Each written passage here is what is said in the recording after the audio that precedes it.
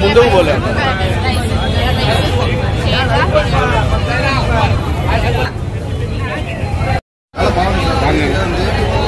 ఎటువంటి ఇబ్బంది లేకోకుండా సాధారణంగా పేదవారంలో భోజనం మంచి అవకాశం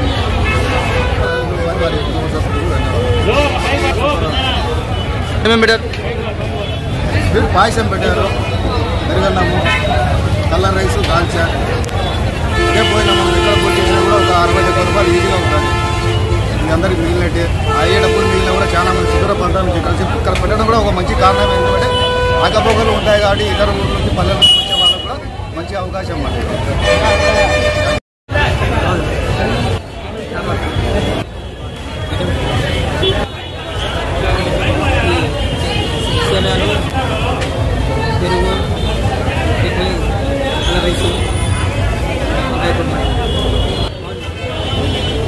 నా పేరు ఎం రామయ్య.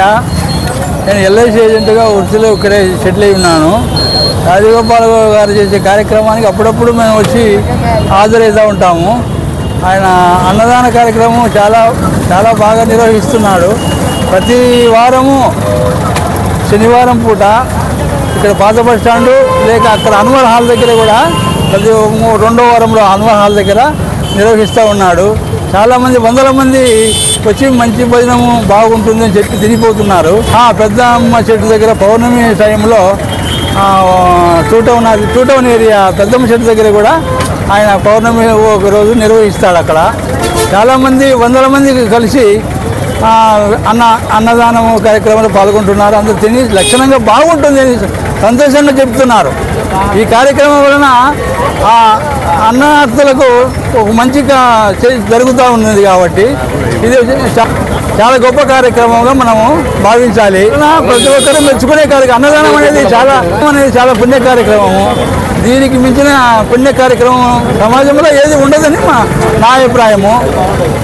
అందువల్ల ప్రతి ఒక్కరూ అన్నదాన కార్యక్రమానికి వీలైనంత వరకు జనము కలిసి సహకారం అందించి భోంచేసి వెళ్ళవలసిందిగా కోరుతున్నాము. అందరికీ నమస్కారము. ముందుగా ఈరోజు చల్లా రాజగోపాల్ గారి ఆధ్వర్యంలో పాత బస్టాండ్లో ఎంతోమంది అనార్థుల అభాగ్యులకు అన్నదాన కార్యక్రమం ఏర్పాటు చేయడం జరిగింది. అలానే ప్రతి శనివారం మన అన్వర్ థియేటర్ దగ్గర మరియు పౌర్ణమికి 2 టౌన్ బైపాస్లో పెద్దమ్మ గుడి దగ్గర అన్నదాన కార్యక్రమం ఏర్పాటు చేస్తున్నాడు. ఎంతోమంది ఈ అన్నం తిని 1000 మంది ఈరోజు ఆయనను ఆశీర్వదిస్తున్నారు. అలానే ప్రొద్దుటూరు ప్రజలు కనుక ఆయనను ఆశీర్వదించాలి. నెక్స్ట్ ఏదైనా సరే ఆయనకు ప్రొద్దుటూరు ప్రజలు సపోర్ట్గా ఉండాలని మరొకసారి కోరుకుంటున్నా. Thank you.